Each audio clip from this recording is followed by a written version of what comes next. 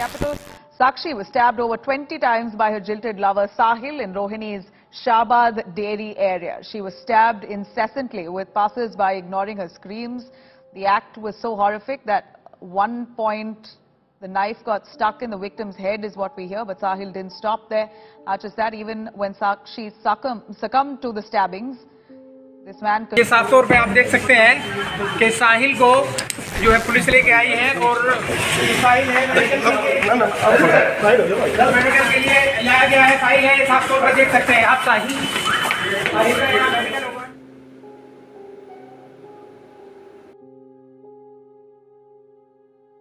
प्यार एक बहुत ही ज़्यादा खूबसूरत एहसास, पर अगर इसी प्यार में मिसअंडरस्टैंडिंग्स, जुनून और ईगो आ जाए तो हमें केसेस लाइक श्रद्धा आफ्ताब, निकी साहिल, सरस्वती मनोज, साक्षी साहिल और ना जाने कितने इनह्यूमन केसेस को डे टू डे लाइफ में विटनेस करना पड़ता है। आज का जो हमारा केस है वो भी कुछ प्यार, ब्रेकअप और ईगो के अराउंड ही रिवॉल्व करता है। एक 20 साल के लड़के ने महज एक 16 साल की बच्ची का सरेआम दिल्ली के रोड में कत्ल कर दिया in the eye sight of 20+ peoples, और लोगों ने कुछ नहीं करा।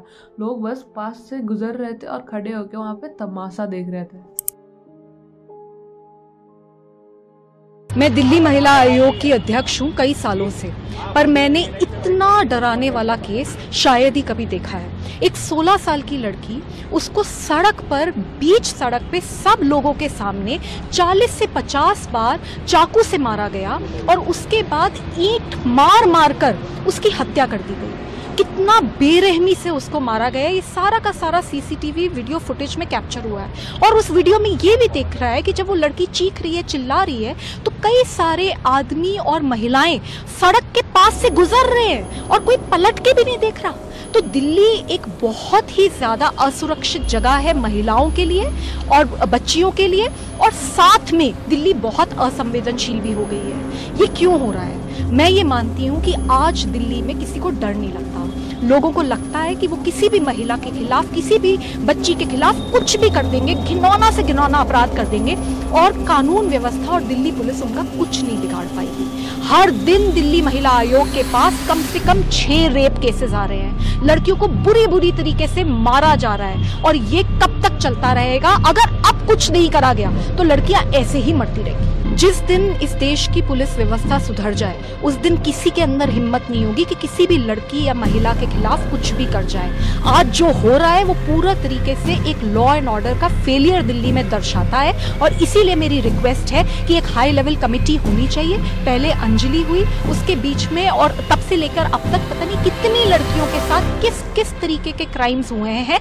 जब तक सरकार इसके ऊपर जागेगी नहीं, तब तक बच्चियां इसी तरीके से मरती रहेंगी। हम दिल्ली पुलिस को नोटिस इशू कर रहे हैं, लेकिन मुझे ऐसा लगता है कि पूरे व्यवस्था परिवर्तन की जरूरत है। हर हाल में सजाएं होनी चाहिए, तुरंत सजाएं होनी चाहिए, प्रोसेस द्वारा सजाएं होनी चाहिए, और सख्त से सख्त सजाएं होनी चाहिए। तब जाके क्रिमिनल्स में एक डर बैठेगा। आपको लगता है इसमें जन जागरूकता की भी जरूरत है? क्योंकि कई लोग वहाँ से गुजरते हुए दिख रहे हैं, किसी ने कुछ हलचल भी किसी में नहीं दिखाई दे रही है, कोई बोल भी नहीं रहा कि ये क्या कर रहे हो तुम। जी, मैं बिल्कुल मानती हूँ एक बहुत असंवेदनशीलता हो गई है और लोगों के अंदर बहुत डर है। लोगों को ये लगता है कि अगर किसी की मदद कर दी तो पता नहीं उल्टा क्या हो जाएगा। लेकिन मैं इन लोगों से सिर्फ ये बात करना चाहती हूँ कि रात में सोते कैसे होंगे? उस लड़की की इतनी चीखें जब सुनाई दी और आपने पलट के भी नहीं देखा, आपने उसकी मदद करने की कोई कोशिश नहीं करी और घर जाके सो गए, तो ऐसी जिंदगी का भी क्या फायदा? ऑल्सो आज का जो हमारा केस है वो आज के सोसाइटी की रियलिटी है। ये हमारा एक दर्पण है जो कि हमें ये दिखाता है हमारे अंदर, मतलब इंसानों के अंदर, कैसे धीरे धीरे इंसानियत पूरी तरीके से मरती जा रही है। हमारे अंदर किसी के लिए अब सिंपैथी और एम्पैथी आना बहुत ही दूर की बात। हम किसी के बारे में तो कुछ सोचना चाहते भी नहीं है।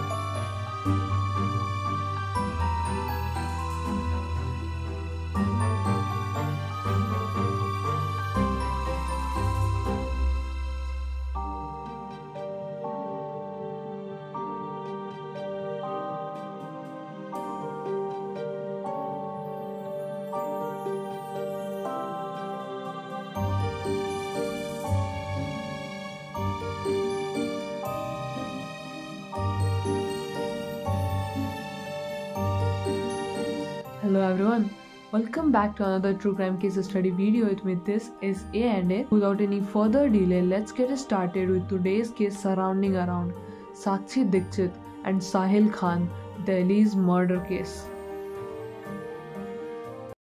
मोहम्मद साहिल खान एक गरीब फैमिली से बिलोंग करता था जो कि अपने स्ट्रगलिंग फेज में थे। साहिल का जन्म दिल्ली में ही हुआ था और वो बचपन से दिल्ली में ही बड़ा हुआ था। साहिल एक एसी और रेफ्रिजरेटर मैकेनिक की तरह काम करता था, जिसमें कभी कभी कस्टमर्स अपना सामान लेके ठीक कराने के लिए उसके शॉप पे आ जाया करते थे, या फिर कभी कभी कस्टमर्स उसको खुद ही अपने घर बुला लेते थे एज पर दी कन्वीनियंस। अपने इसी काम के सिलसिले में साहिल काफी फ्रिक्वेंटली एक मोहल्ले में जाया करता था लोगों का सामान ठीक करने के लिए, और उसी मोहल्ले में 16 साल की साक्षी दीक्षित रहा करती थी। ये दोनों एक दूसरे को काफी दफा फ्रिक्वेंटली देखने लगे और फिर इन दोनों में धीरे धीरे करके बात शुरू हो गई और फिर ये इन दोनों में बातें होती रही और फिर दोस्ती हो गई, जिसके बाद इन लोगों ने अपना कांटेक्ट शेयर करा, अपना सोशल मीडिया शेयर करा, और जिसके बाद इन दोनों में बात करते करते बहुत ही कम समय के अंदर प्यार हो गया और ये दोनों रिलेशनशिप में भी बहुत ही जल्दी आ गए। बिना एक दूसरे के बारे में प्रॉपरली कुछ इन्वेस्टिगेट करे या फिर बिना एक दूसरे को समझे, ये लोग बहुत ही कम समय में बहुत ही जल्दी एक रिलेशनशिप में आ गए। एलिजेडली साक्षी के दोस्तों के हिसाब से साक्षी इस रिलेशनशिप में आने के बाद, साक्षी साहिल के साथ रिलेशनशिप में आने के बाद बहुत ही ज्यादा खुश थी।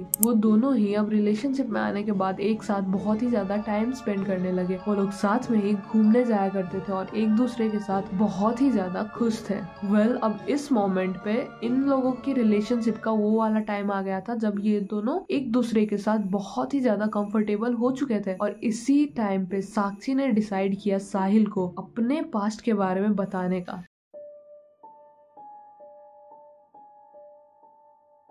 साक्षी साहिल से पहले भी एक रिलेशनशिप में रह चुकी थी एक प्रवीण नाम के लड़के के साथ, और जब ये बात साक्षी ने साहिल को बताया तो साहिल को थोड़ा सा अजीब लगा, साहिल को थोड़ा सा अनईजी सा फील हुआ और उसको समझ नहीं आया कि वो इस बात पे रिएक्ट कैसे करे, वो कैसे रिएक्ट करे कि उसकी बंदी किसी और के साथ भी थी पहले, तो विच वॉज प्रीटी ऑब्वियस। तो उसने उस मोमेंट पे इस बात पे कुछ भी रिएक्ट नहीं दिया। साक्षी ने साहिल को ये भी बताया कि वो लोग बहुत ही ज्यादा सीरियस रिलेशनशिप में थे। वो लोग इतने सीरियस थे एक दूसरे को लेके और अपने रिलेशनशिप को लेके कि साक्षी के घर वाले तक को भी पता था उनके बारे में, और इवन साक्षी ने उसके नाम का, प्रवीण के नाम का, अपने हाथ पे टैटू भी करा रखा था। But due to some problematic factors they got separated. Sahil ने भले ही साक्षी के उस बात पे एट द मोमेंट, उसी मोमेंट कुछ भी रिएक्ट नहीं दिया हो, पर साहिल के दिमाग में, साहिल के बैक ऑफ द हेड हमेशा ये बात चलती ही रहती थी कि अच्छा ठीक है, एक लड़का था मुझसे पहले जो कि मुझसे बहुत ही ज्यादा इम्पोर्टेंट था।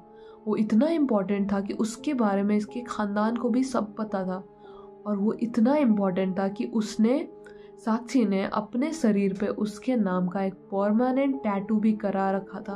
मई 22 के स्टार्ट में साहिल को कहीं से पता चला कि साक्षी अपने एक्स बॉयफ्रेंड प्रवीण से दोबारा बातचीत करने लगी है, और इवन वो लोग एक दूसरे से मिलने भी जाते थे इन पर्सन। और ये बात जानने के बाद साहिल बहुत ही ज्यादा गुस्सा हो चुका था साक्षी पे, which was also pretty much obvious होता है। और साहिल ने सीधे जाके साक्षी को कन्फ्रंट करा। उसने उससे पूछा कि तुम आखिर प्रवीण से दोबारा क्यों बात करने लगी हो, तुम उससे जाके क्यों मिलती हो? जिसपे साक्षी साहिल को शांत कराते हुए बोलती है, हम लोग सिर्फ अच्छे दोस्त हैं और कुछ भी नहीं, तुम इतना मत सोचो, तुम जैसा सब सोच रहे हो वैसा कुछ भी नहीं है। पर साहिल इस बात को जानने के बाद बहुत ही ज्यादा इनसिक्योर हो चुका था, क्योंकि बैक ऑफ द हेड तो उसके दिमाग में था ही ना ये सारी बातें। तो साहिल ने साक्षी को प्रवीण से दूर रहने के लिए धमकी दी। कई बार ऐसा होता है कि हम कुछ बात मीन भी नहीं करते हैं, पर हमें गुस्सा आ रहा होता है, हमें कुछ बोलना होता है, इसीलिए हम कुछ बोल देते हैं, सामने वाले को गुस्सा कर देते हैं या फिर धमकी दे देते हैं। पर साहिल के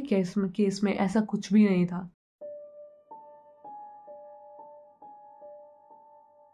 जब साहिल ने साक्षी को धमकी दी तब साक्षी भी थोड़ी बहुत डर चुकी थी, एज साक्षी को साहिल के पास के बारे में तो पता ही था।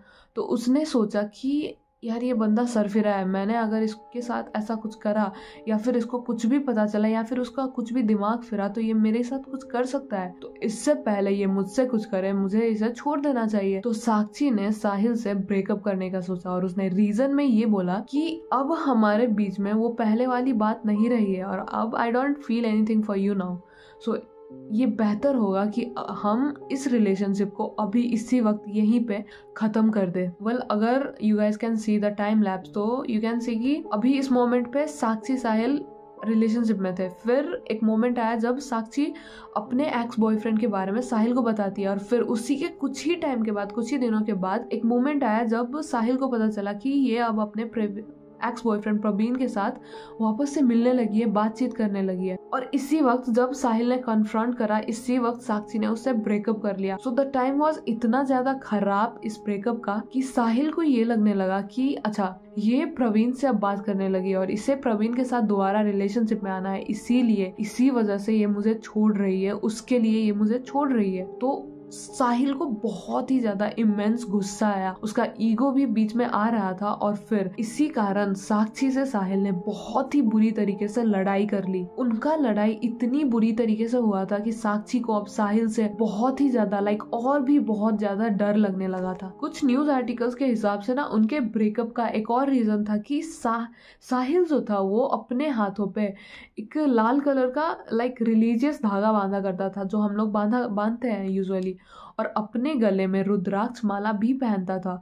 और इफ यू कैन नोटिस कि साहिल जो है वो हिंदूज का भी नाम होता है। सो कुछ आर्टिकल्स के हिसाब से साहिल खुद को हिंदू बताया करता था, और साक्षी को ये बात नहीं पता थी। साक्षी को साहिल के रिलीजन के बारे में नहीं पता था। साक्षी को नहीं पता था कि ये दोनों डिफरेंट रिलीजन से बिलोंग करते हैं। अगर पता होता तो शायद साक्षी उसके साथ रिलेशनशिप में ना आती, और इसीलिए जब उसको उसके बारे में पता चला तब साक्षी ने ब्रेकअप कर लिया अलीजेडली, ये कुछ न्यूज आर्टिकल्स के हिसाब से। अच्छा, ब्रेकअप के बाद जब इनका बहुत ही गंदा झगड़ा हुआ था ना, तब साक्षी बहुत ही ज्यादा डर चुकी थी साहिल से। तो उसने ये बात अपने दो दोस्तों को बताया। उसके दोस्तों का नाम था एक आरती और नीतू, और उनसे मदद मांगी टू नो साहिल्स बैकग्राउंड की आरती एक्चुअली साहिल से इतना क्यों डर रही थी। साहिल एक बहुत ही ज्यादा आवारा किस्म का लड़का था। वो अपने इंस्टा पे हमेशा अपने दोस्तों के साथ पार्टी करते हुए, या फिर हुक्का फूकते हुए, या फिर शराब पीते हुए तस्वीरें या फिर वीडियोस डाला करता था।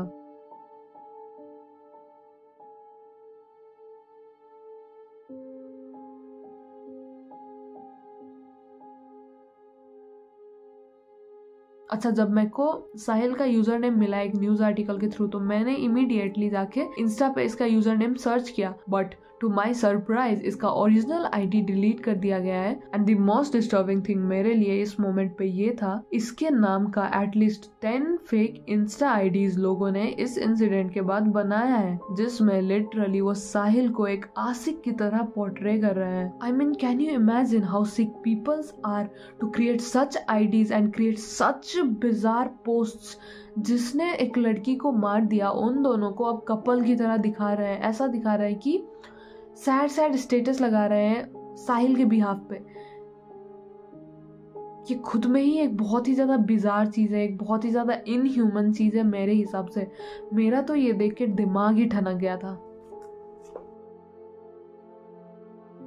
उसका इंस्टाग्राम अकाउंट मिला है, बायो में लिखता है कि उसे अपनी माँ से प्यार है, दारू से प्यार है, खुद को यारों का यार बताता है, डार्क लाइफ को प्यार बताता है, कहता है कि वो सब पर भारी है, लेकिन सबसे बड़ी थी उसकी सनक। स्टोरी हाइलाइट्स देखें तो पता चलता है कि अय्याश किस्म का है ये लड़का।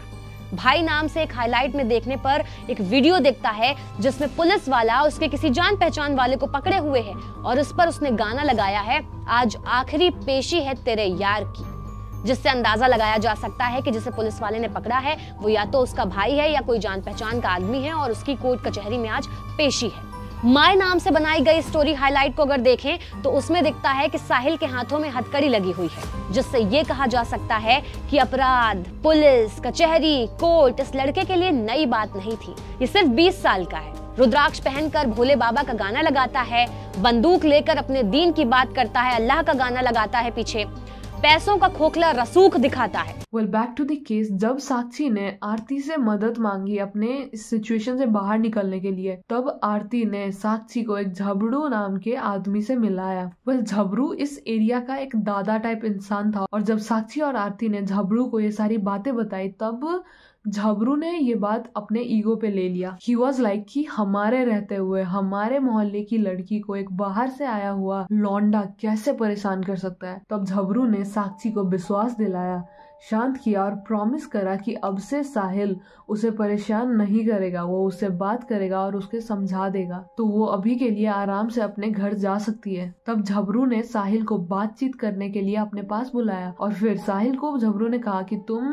इस लड़की से दूर रहो, अगर तुमने फिर से उसे परेशान किया या फिर कुछ भी किया तो मुझसे बुरा कोई नहीं होगा, और उससे जान से मार देने की धमकी भी दी। झबरू का बैकग्राउंड भी कुछ वैसा ही था, लाइक गुंडा टाइप ही था। तो इस बात को सुन के ना साहिल को भी एक्चुअल में अब डर लगने लगा झबरू से। उससे लगने लगा कि ये सच में मुझे कुछ कर सकता है, ये सच में मुझे मार दे सकता है। अब साहिल डर भी रहा था, पर पैरेलली उसके ईगो पे भी ये बात लग गई थी कि ये मुझे कैसे धमकी दे सकता है, एक लड़की के लिए ये मुझसे ऐसे कैसे बात कर सकता है। तब उसने ये सोचा कि ये सब कुछ उस साक्षी के कारण हो रहा है, तो इसीलिए उसने एक प्लान बनाया कि अगर मैं साक्षी को ही एलिमिनेट कर दूं, अगर मैं साक्षी को ही अपने रास्ते से हटा दूं, तो ये सारी प्रॉब्लम अपने आप इलेबोरेट हो जाएगी, अपने आप खत्म हो जाएगी। अब इस बात को कुछ दिन गुजर चुके थे और साक्षी ऐसे ही पिछले कुछ दिनों से अपनी एक दोस्त नीतू के घर में उसके साथ रह रही थी, और साक्षी साहिल ने बहुत टाइम से बात नहीं किया था। वो काइंडा ये सब भूल चुकी थी और वो कुछ हद तक ये सारा कुछ भूल चुकी थी और वो अब रिलैक्स हो चुकी थी। Sakshi was now back to her normal life and routine. पर साहिल वो अभी कुछ नहीं बोला था, वो साक्षी पे नजर रख रहा था, वो साक्षी को प्रॉपरली स्टॉक कर रहा था, उसके डेली रूटीन को वो नोट कर रहा था just to slip into it and execute his inhuman plan। 28 मई 2023 साक्षी अपने नॉर्मल रूटीन में ही थी, विदाउट नोइंग द फैक्ट कि आज के दिन उसके साथ कुछ ऐसा होने वाला है जो कि शायद उसने अपनी जिंदगी में कभी नहीं सोचा होगा, जो कि शायद उसने अपने सपने में भी कभी नहीं सोचा होगा। साक्षी मार्केट की तरफ कुछ काम से गई थी और वापस आने के बाद वो दिल्ली शहबाद डेयरी के पास वाले एक पब्लिक वॉशरूम में जाती है और साहिल तो उसका पीछा कर ही रहा होता है।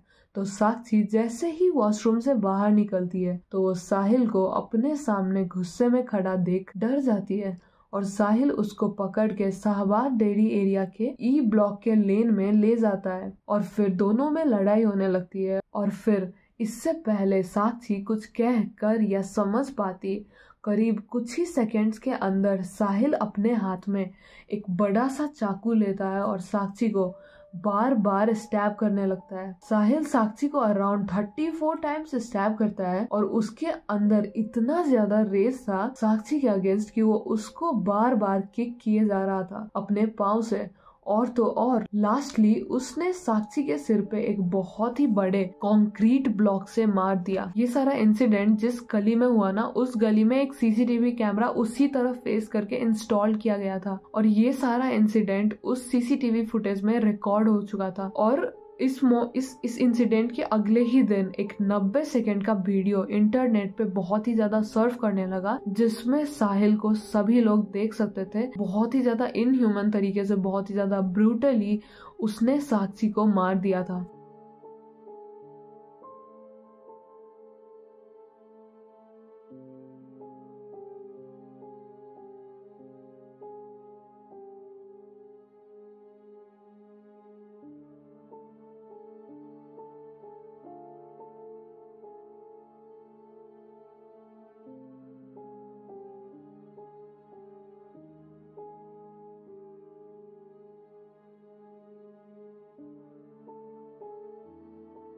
साक्षी खुद को बचाने की बहुत ही ज्यादा कोशिश कर रही थी। वो बहुत ही छोटी और साहिल के सामने कमजोर भी थी और साहिल ने उसे कुछ करने का मौका भी नहीं दिया। मैंने ये सीसीटीवी फुटेज बिना सेंसर वाला देखा है एंड ट्रस्ट मी, वो सीन इतना ज्यादा डिस्टर्बिंग था कि I immediately started feeling a bit of weakness and I would request everyone not to search and watch the uncensored one. Trust me, if you guys are sensitive तो ये बहुत ही ज्यादा disturb होने वाला है तुम्हारे मेंटल हेल्थ के लिए। सो आई वुड रिकमेंड किसी को भी, आई वुड नॉट रिकमेंड किसी को भी ये देखने का। उस सीसीटीवी फुटेज में वी कैन सी कि लोग उसके आसपास से गुजर रहे थे। सब वो तमाशा देख रहे थे but no one cared a bit कि कोई आगे आए हेल्प करने के लिए। लिटरली सबके सामने एक बंदा एक बच्ची का मर्डर कर देता है और लोगों को कुछ मतलब भी नहीं है। आयरनी तो तब होती है जब यही लोग सोशल मीडिया पे जस्टिस के लिए हैशटैग्स चलाते हैं और कैंडल मार्च लेके रोड पे प्रोटेस्ट करने जाते हैं। साहिल ने जब साक्षी को मार दिया उसके बाद साहिल वहां से आराम से चलते चलते चला गया। मतलब वो भाग के नहीं गया, उसमें इतना भी डर नहीं था कि उसने अभी अभी एक इंसान को वहाँ पे बीच सड़क पे मार दिया है तो उसे कोई पकड़ लेगा या फिर उससे कोई रोक लेगा। उसको इतना सा भी डर नहीं था पुलिस का ना ही लोगों का। साहिल ने सबसे पहले वहां से निकलने के बाद अपना फोन डिस्ट्रॉय करा and he was clever enough कि वो सीधा अपने घर नहीं गया, वो वहां से वो दिल्ली से भाग के उत्तर प्रदेश बुलंदशहर अपनी मौसी के घर चला गया और उनसे ये बोला कि वो यहाँ पे अपने एक दोस्त से मिलने आया था तो सोचा कि वो उनसे भी आके मिल ले। ये इंसिडेंट 8:40 PM में स्टार्ट हुआ था और 9:15 के करीब एक इंसान ने उस एरिया के बीट कांस्टेबल को कॉल किया और सब कुछ रिपोर्ट किया। पुलिस फिर एसएप वहाँ पे पहुंच गई और इंसिडेंट के आधे घंटे के बाद साक्षी को हॉस्पिटल ले जाया गया, वो भी बाया पुलिस। लोगों ने तो मतलब भी नहीं रखा, ना ही उसे बचाया और ना ही उसे उसके जाने के बाद हॉस्पिटल ही तक ले गए। But unfortunately Sakshi got declared broad dead. जब साक्षी को हॉस्पिटल ले जाया गया तो उसकी हालत इतनी ज्यादा बुरी और भयानक थी कि डॉक्टर और पुलिस को भी हैरानी हुई कि कोई इतनी बेरहमी से किसी को कैसे मार सकता है। Her intestine was protruding, the skull was ruptured and 70 bones were completely smashed। Autopsy reports के हिसाब से साक्षी के जो इंटेस्टाइन थे उसके पेट से बाहर निकल गए थे। इतना ब्रूटली साहिल ने उसको स्टैब किया था जिसके कारण। मत आना। फिर मेरे दिमाग में आया कि नहीं जी माना, हमने घर वाले को बोला एक बार बाहर निकल कर देखो। देखी तो बड़ी भीड़ भाड़ लगी थी। फिर सर जी आए, बोले चलो घर वाले को ले गए तो वहाँ से उसने फोन की मेरे को, बोली ये तो मर गई, आके देखो। तो मैं गया तो पहचाना कि हाँ भाई मेरी बेटी।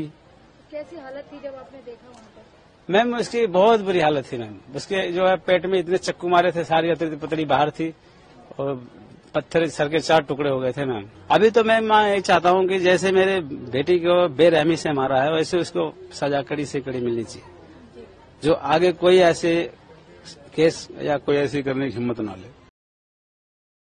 तो इससे हम इतना अंदाजा लगा सकते थे कि साहिल ने कितनी बेरहमी से साक्षी का कत्ल किया था, उसने कितनी बेरहमी से उसको स्टैब किया था। फिर पुलिस को 16-17 पेजेस का चार्जशीट दिया गया बाय हॉस्पिटल, जिसमें मेडिकली ये पूरा मर्डर एक्सप्लेन किया गया था। फिर एक केस फाइल किया गया इस मर्डर के against under section 302 of Indian penal code at Shahbad dairy police station. Police अब साहिल के तलाश में लग चुकी थी और इसी सिलसिले में पुलिस साहिल के घर उसके मॉम डैड से पूछताछ करने के लिए जाती है। और टू साहिल्स अनफॉर्चुनेट, वो उसी वक्त जब पुलिस उसके मॉम डैड से पूछताछ कर रही होती है उसी वक्त साहिल अपने डैड को कॉल करता है और उसे सारी बातें बताता है कि वो अपने आंट के घर पे आ चुका है बुलंदशहर कुछ काम के सिलसिले में। और इसी मोमेंट पुलिस को पता चल जाता है कि साहिल एक्चुअली कहाँ है और वो बिना वक्त गवाए, बिना वक्त वेस्ट करे,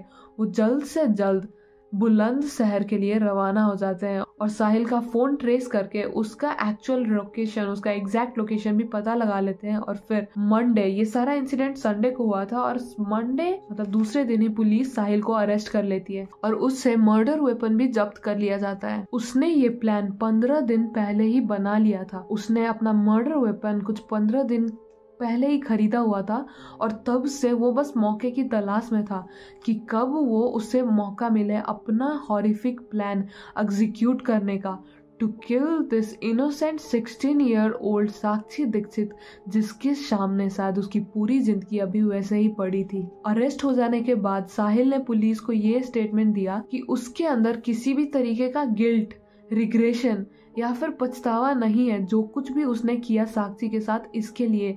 and it is horrific and terrific in itself नहीं, क्योंकि बड़े से बड़े मर्डरर्स ने अपने इंटरव्यूज में पुलिस को यही बताया होता है कि वो लोग जब उसको मार देते हैं तब उनको भी थोड़ा बहुत तो बुरा लगता ही है विक्टिम के लिए, उनको भी थोड़ी बहुत तो एम्पैथी या सिंपैथी हो ही जाती है विक्टिम से। पर साहिल जो कि साक्षी से एक मोमेंट पे प्यार करने का दावा किया करता था, उसने साक्षी को मार देने के बाद उसके लिए थोड़ा सा भी गिल्ट पछतावा कुछ भी।